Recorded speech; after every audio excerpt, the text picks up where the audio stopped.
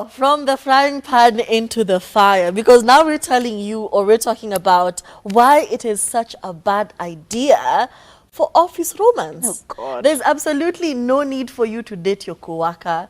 And I understand that sometimes there can be chemistry, there can be feelings.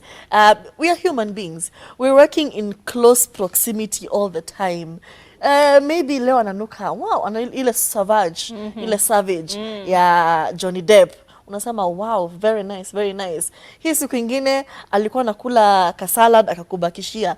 Sometimes you get to start, you start feeling like wow, he's such a husband material.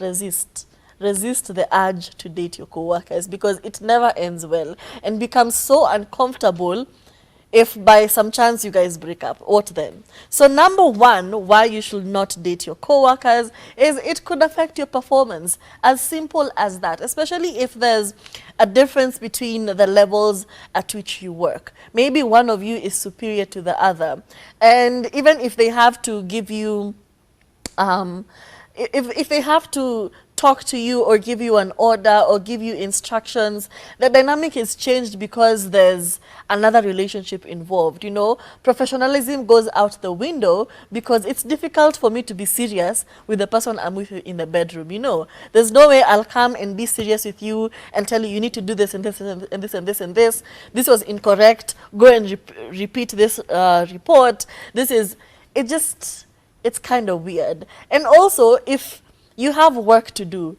but the person you're reporting to is your boyfriend or your girlfriend, even if there was a deadline, you're like, ah, that's my bag.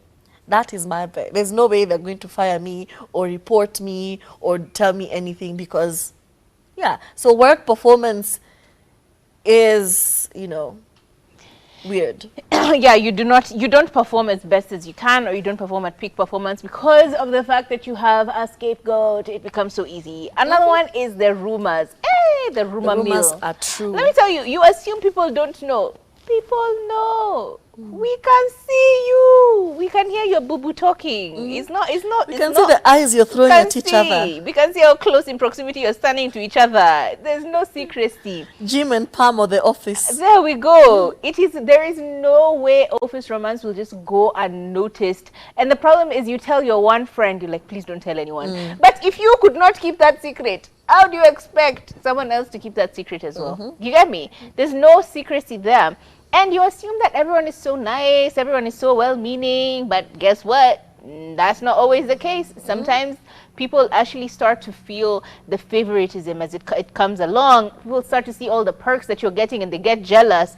People start to think about the fact that, hey, if she could get him, I can get him too. If she can get her, I can get her too. So now it becomes a whole competition in the office, all because you couldn't keep your mouth and your legs closed. Wow. No, problematic. Wow. Anyway, also other problems do come up with these things, and especially when it's your superior who's you're dating a superior, or a superior is dating you, it becomes very easy for people to start becoming spiteful. The gossip becomes a lot. In fact, it can become so bad that people now are hating on you, and you are not able to function in the office because every time you walk, it's like, the only way you got that job is because you slept with the boss. See, these things happen. It's not cute. It's not. And also, most of the time, it's not actual feelings. It's not love. It's just lust. Because as I said before, you're working in close proximity. You're not made of wood, Kamau. You're not made of wood, Njeri. So, of course, being the human beings you are, you're going to feel some type of way. You're going to see some attraction towards your co-worker. But the thing is, you don't have to act upon it, okay? You can think about it when you go home, but you don't have to act on those feelings. And another thing is, we are human beings. We're not animals. We've actually evolved higher. So we have a bit of control when it comes to acting on our urges. So just do the human thing and control it, okay? Sema, please, I will not act on this because I don't really love this person.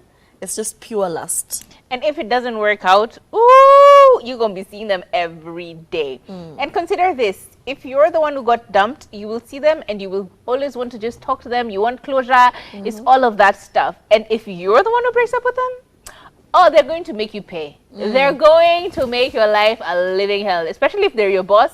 It is going to become painfully clear that you made a mistake. You will get stressed at work. The same way you were being lax about work, now the pressure will start to surmount. Where these reports, there's always questions of why are you being shoddy, why. You will have to pay the price for dumping them. Even worse, if they start seeing someone else in the same office, oh my God. If they dated you, they can date someone else. Don't be an idiot. Don't think that it was love only between you.